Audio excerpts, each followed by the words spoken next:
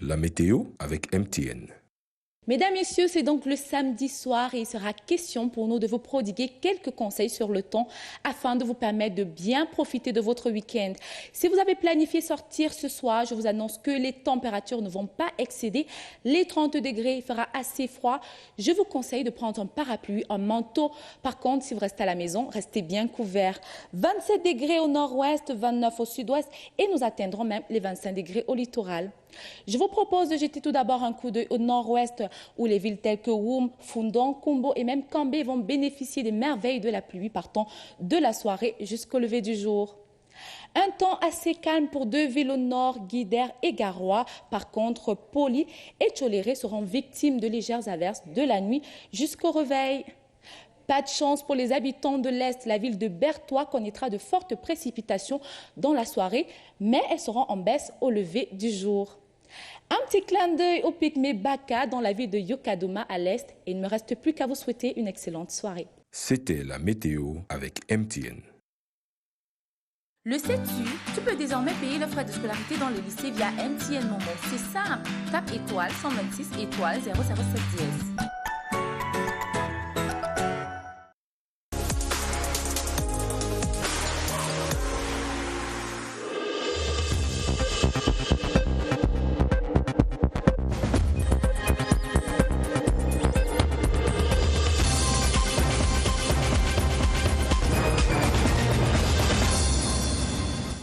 Bonsoir et bienvenue à tous, il est 20h30. Merci de nous rejoindre sur la CRTV au sommaire de l'actualité. Ce samedi, le retour au bercail de Paul et Chantal Biya. Le président de la République a regagné Yaoundé cet après-midi après une participation fructueuse à la 6e conférence des donateurs du Fonds mondial contre le sida, la tuberculose et le paludisme à Lyon, en France.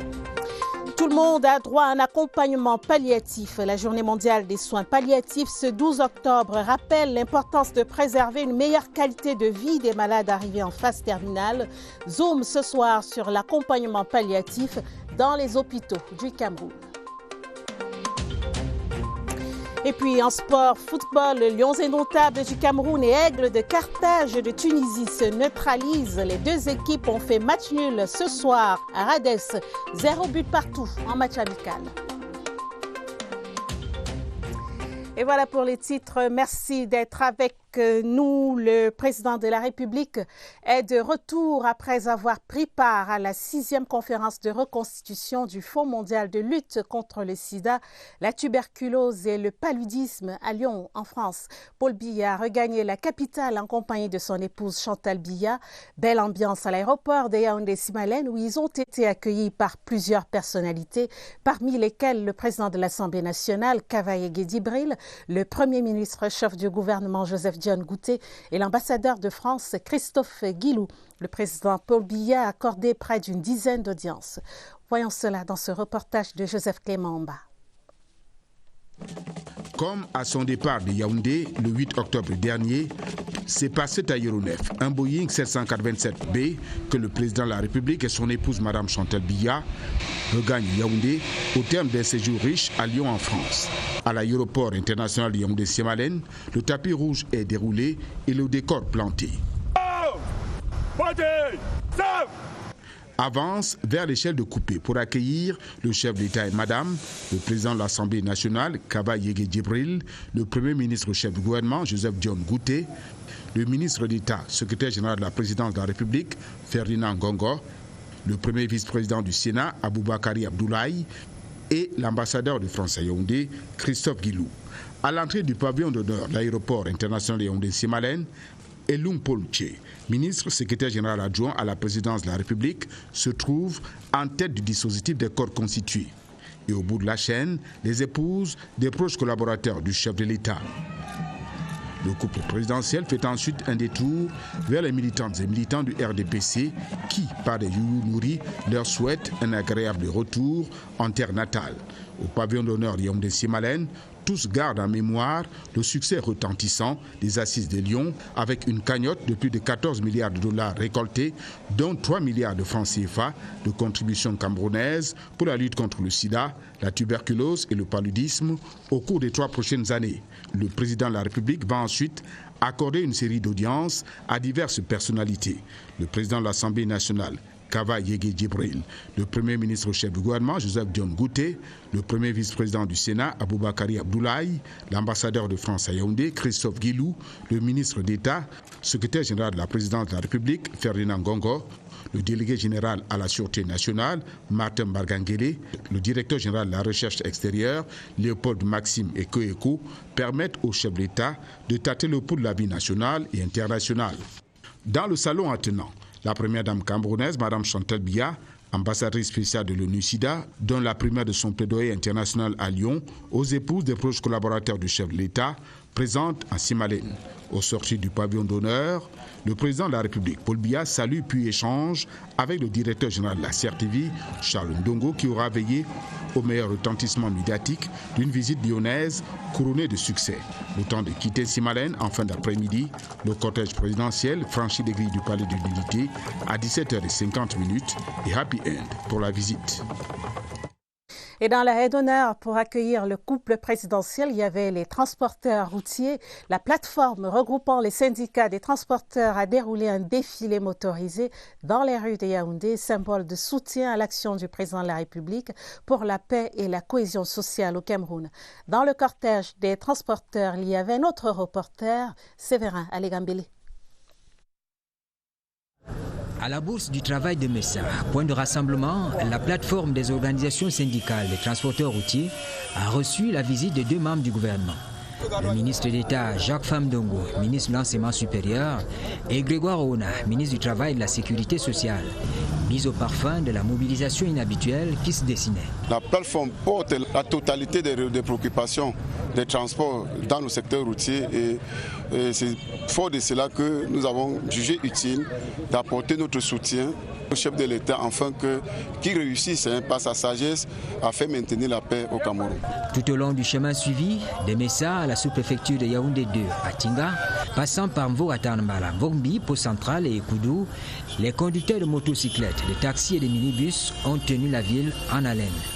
À coups d'avertisseurs sonores, des sifflets noyés dans le bruit continu des véhicules qui roulent, ils ont exprimé leur satisfaction au lendemain des assises nationales censées apporter des solutions aux crises multiformes qui secouent le Cameroun. La plateforme des organisations professionnelles des transports routiers du Cameroun a tenu à dire merci au chef de l'État pour la convocation du grand dialogue national et surtout pour la mise en œuvre d'un certain nombre de recommandations issues de ce dialogue.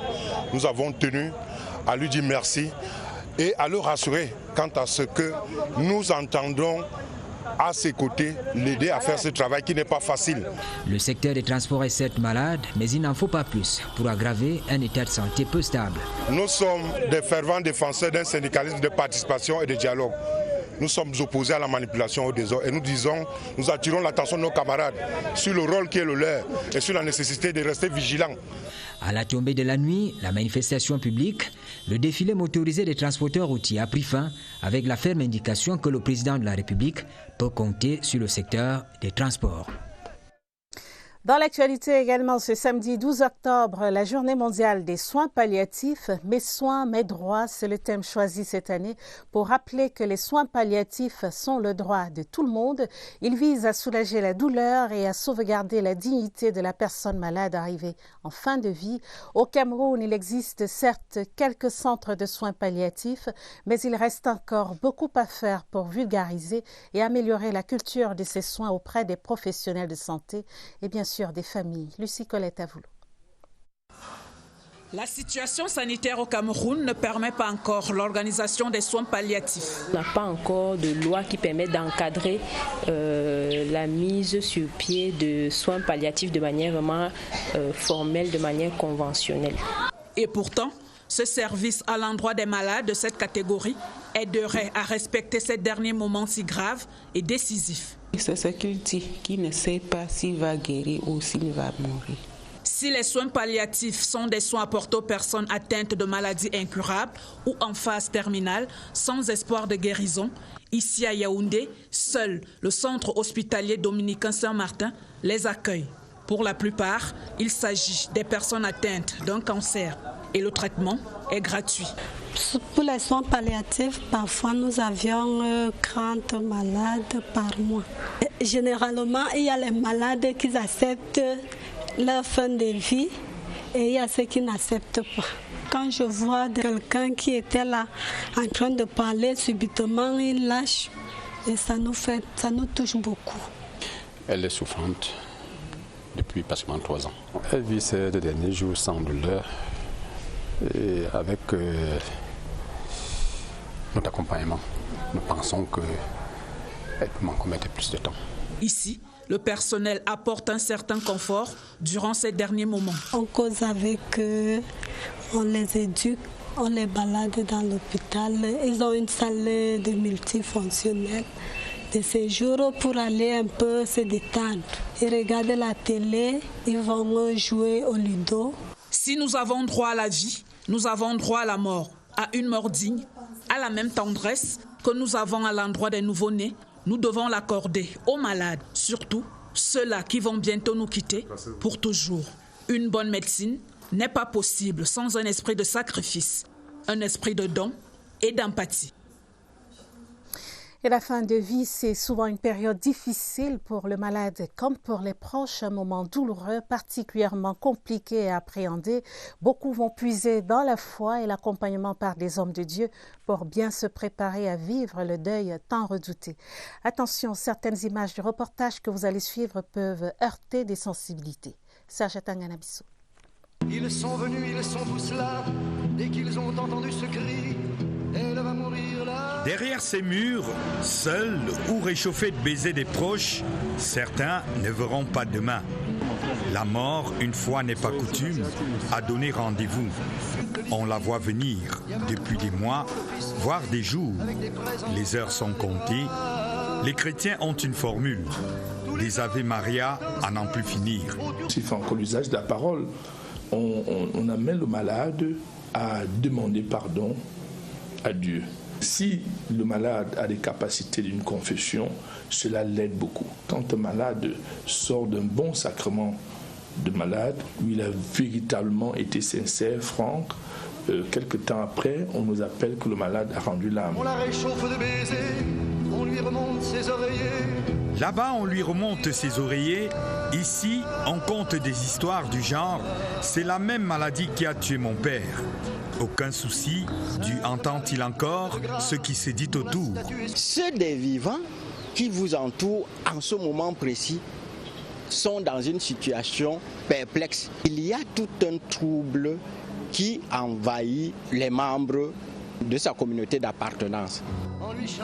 Du trouble naissent des choses moches, comme lui exiger de régler les basses questions de cette terre au propre. Titre foncier, compte en banque, terres et biens. Ça, c'est de l'ordre du comportement humain. C'est une mesure apaisante qui permet d'éliminer ou de diminuer la violence qui devrait suivre son départ.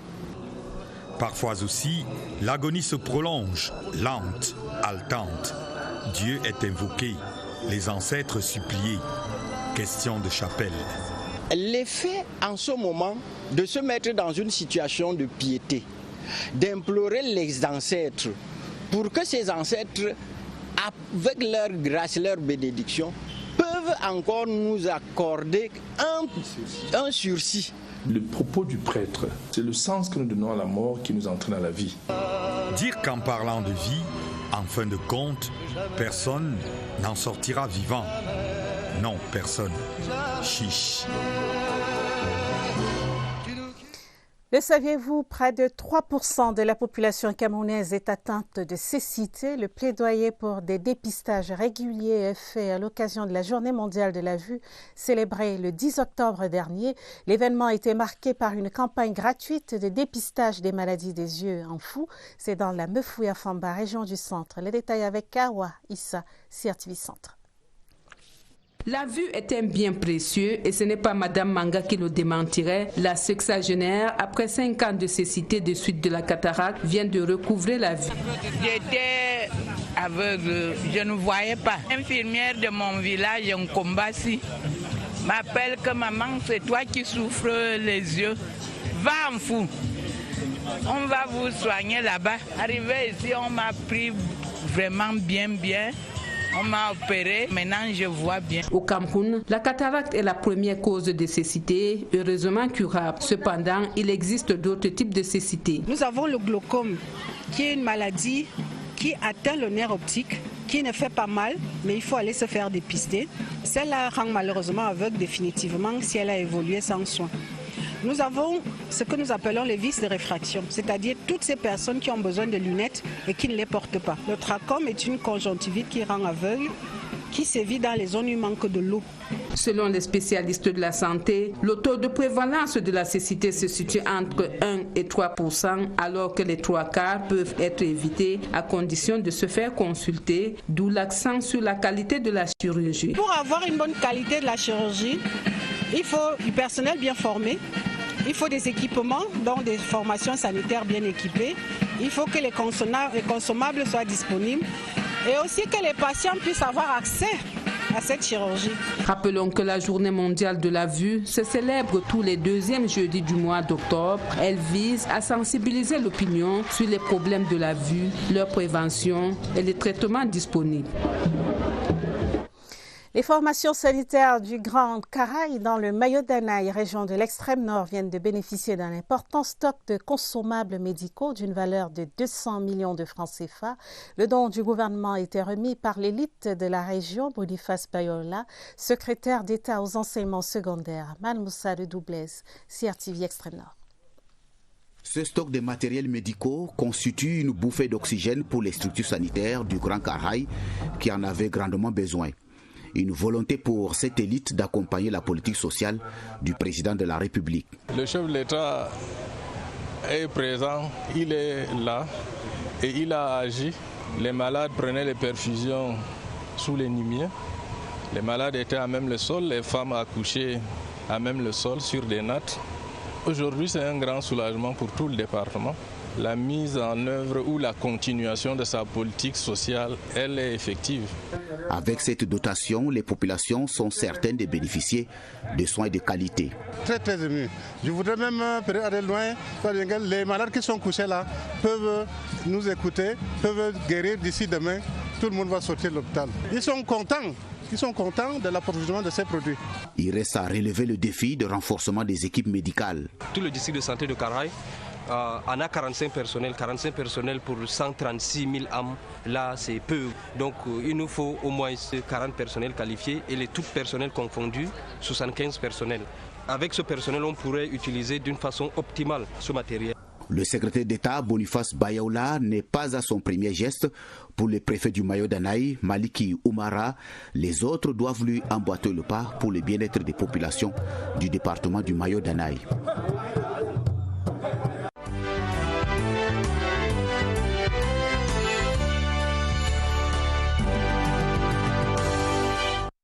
Le Grand Dialogue national a définitivement écrit une page importante de l'histoire du Cameroun.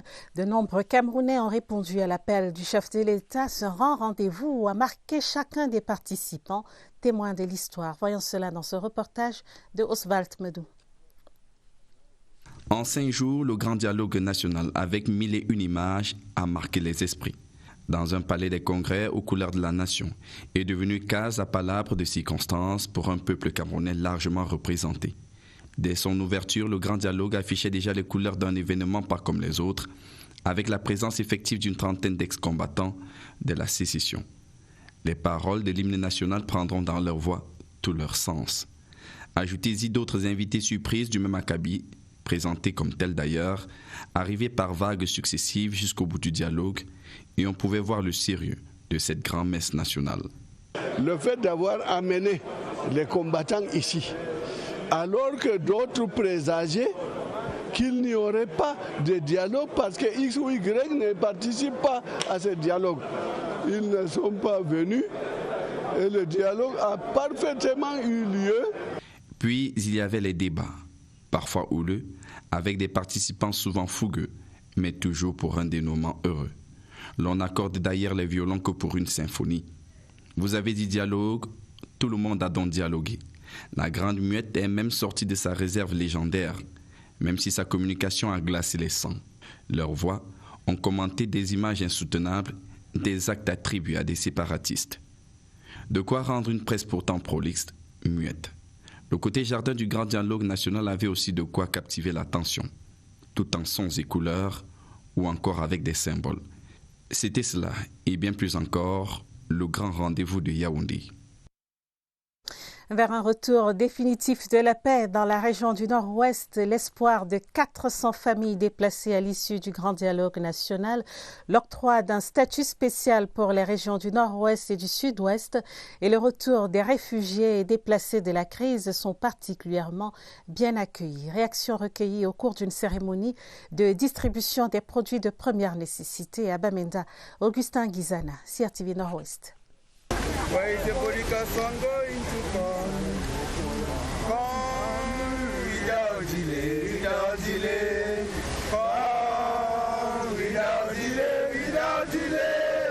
C'est un appel collectif qui retentit à l'endroit des enfants égarés de la région du Nord-Ouest à travers un chant animé par les autorités administratives et les déplacés internes de la crise sociopolitique ce vendredi à Bamenda.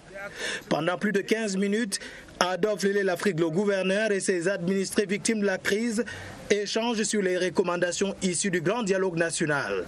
On apprend que le message est passé. L'heure est à l'apaisement. Le message est bien passé. Non seulement à Bamenda, dans le chef-lieu de la région, mais dans les unités périphériques.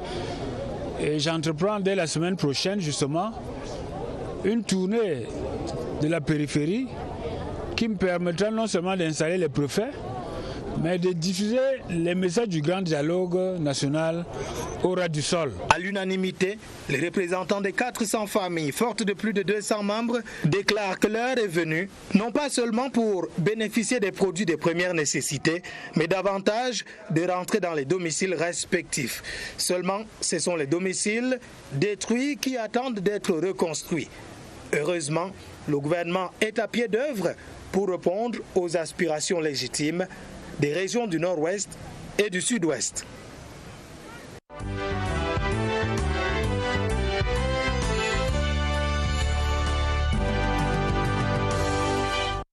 La vie a repris son cours normal à Saint-Milima après les actes de violence et de vandalisme survenus mercredi et jeudi dernier dans cette ville.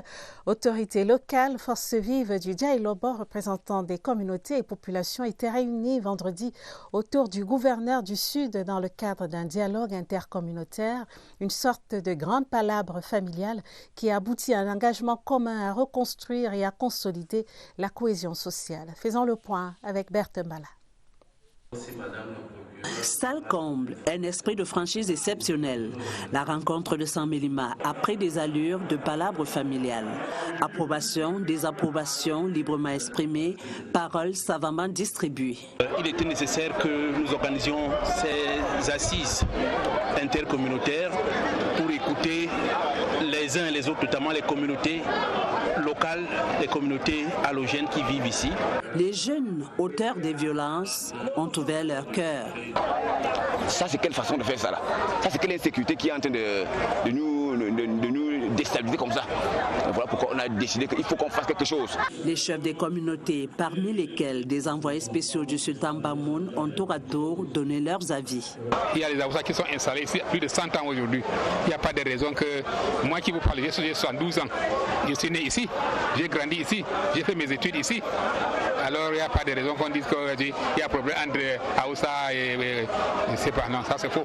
Écoute attentive des autorités locales, des élus et des élites, conseils, apaisement et au finish, une réaffirmation de la volonté commune de vivre ensemble. Nous reviendrons dans un environnement plus apaisé pour qu'avec ces mêmes communautés et ces mêmes jeunes, nous regardions ensemble quelle est la bonne manière d'adresser ces questions.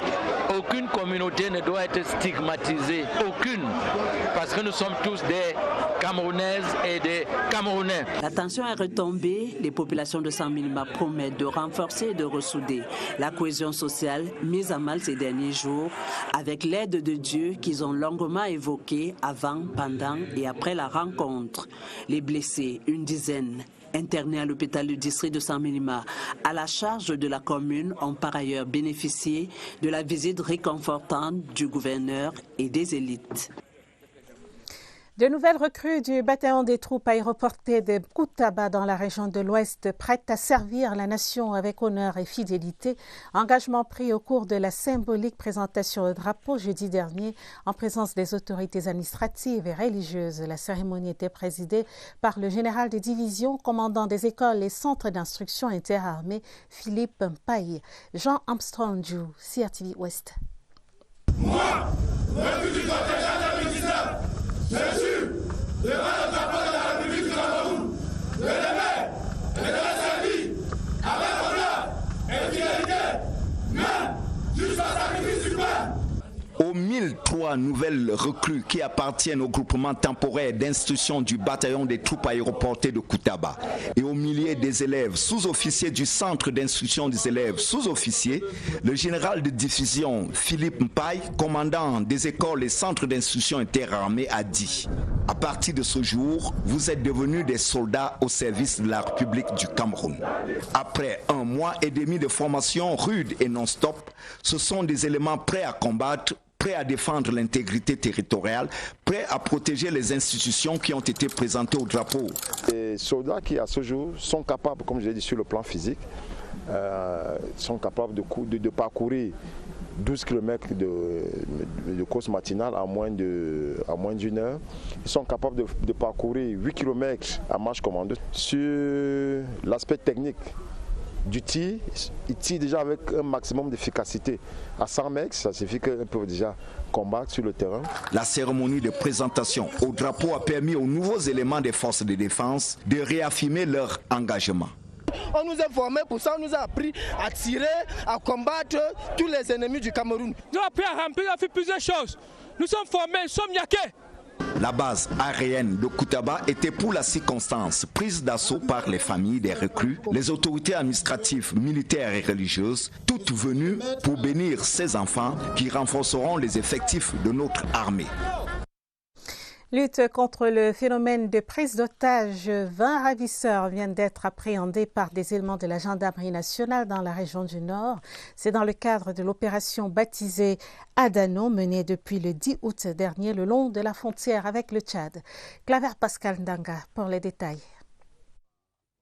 20 ravisseurs aux arrêts, plusieurs otages libérés, l'important dispositif de la gendarmerie nationale, renforcé et déployé à Mayolopé, Dogondoré, Bouéli, Padarmé, Adoumri, Goré, Nagoré ou Diambandi, entre autres, dans l'arrondissement de Bibémi, a ratissé large tout au long de la frontière entre le Cameroun et le Tchad, dans le cadre de l'opération Adano, pour traquer jusqu'au dernier retranchement les individus spécialisés dans le vol de bétail et les enlèvements avec demande de rançon. Cette opération vise à tranquilliser nos populations, surtout en zone rurale, parce que les actes de banditisme, les enlèvements des personnes, les vols de bétail à grande échelle ne nous réconfortent pas, parce que c'est des pertes énormes.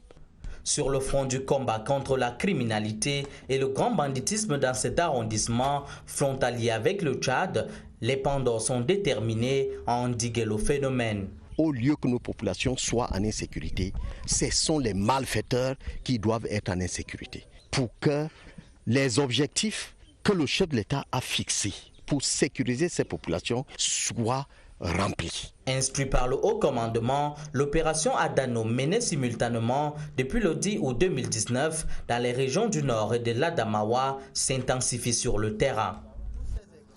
Engagement de tous en vue du plein épanouissement de la jeune fille camerounaise, l'appel du conseil technique numéro 1 du ministère de la Promotion de la Femme et de la Famille. Hier vendredi, à l'occasion de la Journée internationale de la fille, le lycée de Kola dans la Léquier a servi de cadre aux manifestations. Le reportage de François Bakary, CRTV Centre. À l'occasion, le lycée d'Okola s'est taillé un visage reluisant de jeune fille. C'est la petite Baya de la classe de 5e 1 qui remet le bouquet d'honneur. C'était parti pour une commémoration qui a permis de souligner avec emphase pour les condamner les discriminations dont fait l'objet la jeune fille. Il y a des parents et certaines populations qui pensent que la jeune fille ne doit pas aller à l'école parce qu'elle est faite pour le mariage.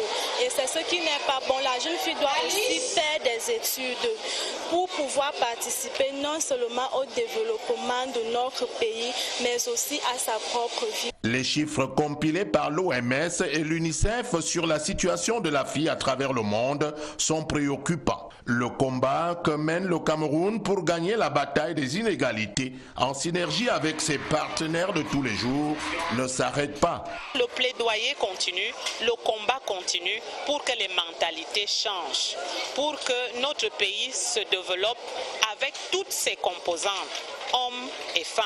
Socle du développement humain, l'éducation ouvre un nombre infini de portes malheureusement. Souligne Madame Ngemba, ce droit fondamental n'est pas respecté pour des millions de jeunes filles. Et la représentante du MINPROF de lancer l'appel en direction de tous d'œuvrer au plein épanouissement et à l'amélioration de la situation des filles, futurs agents de développement de demain. Dans la suite du journal, les premières retombées de la loi de 2013 sur les incitations à l'investissement privé au Cameroun qui sont visibles. La directrice générale de l'API, l'agence de promotion des investissements, vient d'achever une visite de travail dans le littoral. Pendant 2 jours, Marthe-Angéline Minja évaluait le niveau de respect des conventions signées avec des entreprises. Léon Bertrand Tanefo, Edouala. Un véritable 6 ans 2 sur le chemin de l'évaluation du respect des conventions signées par l'agence de promotion des investissements dans le cadre de la loi de 2013 sur les facilités d'investissement en République du Cameroun. Marthe-Angéline Minja a fait le tour du propriétaire en 48 heures. Étape 1. Le siège de l'entreprise Phoenix Aluminium Cameroun, Falucam. L'entreprise qui excelle dans la fabrication des profilés d'aluminium a déjà investi plus de 12 milliards de francs CFA et compte employer plus de 500 jeunes Camerounais. Étape 2, Gauda Linking International Investment. L'entreprise a signé sa convention il y a à peine 2 mois pour la fabrication des chaussures made in Cameroun. À Africa Food Manufacture, les retombées de la convention sont saluées par les 2 parties. Depuis 2016, date de la disponibilité de la première ligne de production, la tendance est à la hausse. Nous avons pu installer 3 lignes de pâtes alimentaires d'une capacité globale de 7500 kg/h. Et ce qui nous a permis, n'est-ce pas, de recruter la main-d'œuvre camerounaise exclusivement. Satisfaction et admiration également exprimées à l'hôtel Crystal Palace à Aqua. La structure de 237 chambres réparties sur 12 étages sera livrée avant la CAN 2021 de l'avis des responsables. La visite s'est poursuivie à Bekoko, au siège de l'entreprise Olam Cameroun, et s'est achevée à Fermancam. Observation générale, plusieurs dizaines de milliards de francs CFA ont déjà été investis et des centaines d'emplois créés ou en cours de création. Près de 13 millions de francs CFA collectés pour soutenir l'éducation d'un millier de bacheliers ressortissants de la région de l'Est. Première action forte de la réactivation de la plateforme pour le développement de la région de l'Est. Le cercle de réflexion était en hibernation depuis le décès de son coordonnateur. Les fils et filles des élites et les élites de la région du Soleil Levant étaient en conclave hier vendredi ici à Yaoundé. Catherine Toulouelanga. La région du Soleil Levant se lève, prête à affronter l'avenir. L'élite était réunie à Yaoundé ce 11 octobre avec les fils et filles de l'Est pour relancer la plateforme pour le développement de la région. Une réactivation à la suite du décès de son ancien coordonnateur Janvier Monguisso Somba. C'est donc dans un souci de pérennisation de cette action que les ressortissants ne sont pas restés les bras croisés. Beaucoup pour le développement et l'épanouissement de notre région. Et c'est d'ailleurs le chef de l'État qui nous donnait ce précieux conseil en 1988 en disant aux forces vives de l'Est de se mettre ensemble et de travailler pour le développement de leur province. C'était les provinces à l'époque. Ces ressortissants qui avaient répondu à un appel lancé en septembre dernier via les réseaux sociaux pour marquer leur adhésion à ce cercle de réflexion. Mais au-delà de la réflexion des actes, la région de l'Est qui refuse de tout attendre de l'État. En cela, elle s'est engagée à accompagner l'éducation. Plus de 17 millions de francs CFA collectés sur place pour soutenir l'éducation.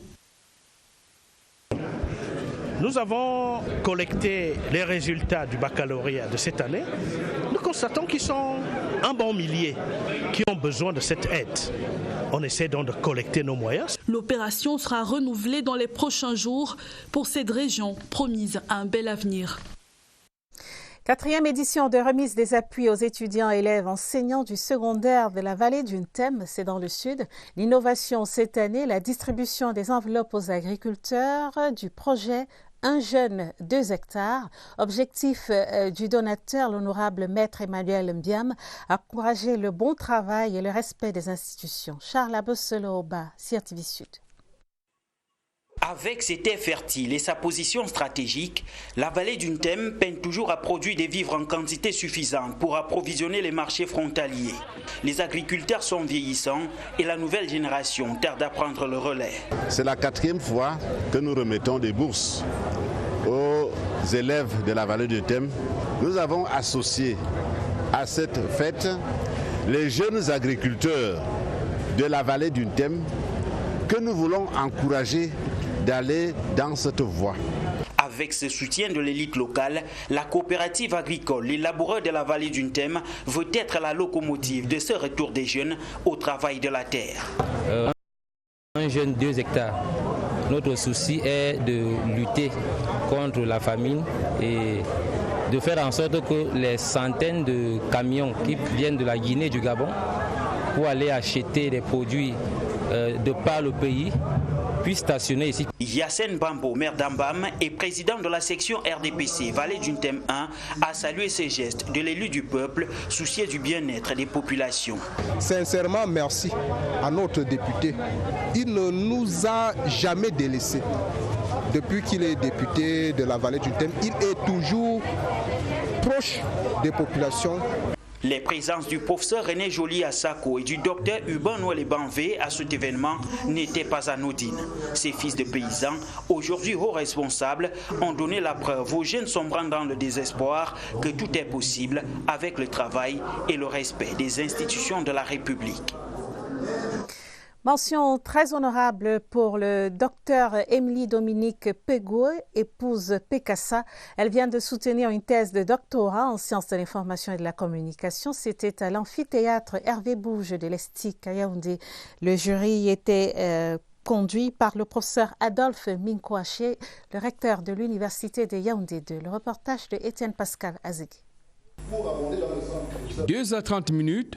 C'est le temps qu'il a fallu à la candidate Émilie Dominique Pegou, épouse Pekassa, pour convaincre le jury constitué de 5 éminents académiciens sur la pertinence des travaux contenus dans cette volumineuse thèse. La soutenance publique porte sur les distinctions professionnelles, voire la convergence et l'hybridation des pratiques du journalisme et de la communication.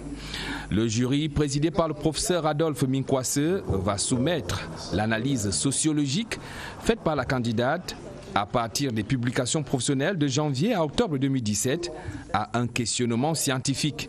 Au terme des échanges interactifs enrichissants, la sentence tombe et vient enfin libérer l'assistance à l'amphithéâtre Hervé Bouge de l'École supérieure des sciences et techniques de l'information et de la communication.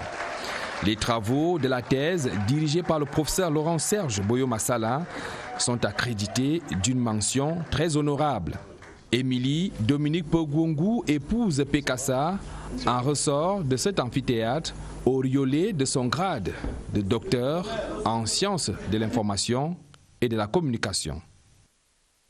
En religion, la confrérie du Très Saint-Rosaire couronne de roses était en fête ce samedi. C'était à l'occasion de la solennité du Très Saint-Rosaire, son saint patron. La messe de circonstance à Messambele, une banlieue de Yaoundé, était présidée par Monseigneur Jean Barga. Le reportage de Pierre Binambarga. Cette descente sur le terrain de l'archevêque métropolitain de Yaoundé honore deux événements. La célébration de la fête patronale de la confrérie du Saint Rosaire, couronne de roses, la collecte des fonds pour la construction du sanctuaire Saint Rosaire de Messamville. La dévotion à la Vierge Marie n'est que trop visible. Monseigneur Jean Barga, au cours de la messe qu'il préside, montre et démontre que Marie, c'est la vie. Jeune fille, vous voulez aller en mariage, vous cherchez un avenir, appuyez ça avec le rosaire. Vous êtes dans le chômage, vous n'avez aucune prévision d'emploi, appuyez ça avec votre rosaire. Et nos mamans qui ont des champs, amenez le rosaire au champ pour chasser tous les mauvais esprits. Elle est là pour ça. Monseigneur Jean Barga invite les fidèles au courage. N'ayez pas peur, dit-il. Le Cameroun sortira vainqueur du tourbillon d'insécurité dans lequel il se trouve en ce moment. D'où l'appel à l'abandon total à Marie par la prière du rosaire. La confrérie du Saint-Rosaire est donc convoquée à une prière sans relâche qui épouse les exigences de la paix et du développement. Nous avons la joie de vivre. Peu importe les problèmes que nous pouvons rencontrer, mais après avoir prié le rosaire, tous ces problèmes, pas qu'ils sont résolus, mais nous retrouvons la paix du cœur. Il faut des moyens pour construire le sanctuaire Saint-Rosaire de Messamville. On envisage de faire une dizaine d'hectares de manioc. Monseigneur Jean Barga a également procédé à l'envoi en mission des membres de la confrérie et administré le sacrement de confirmation à une centaine de fidèles.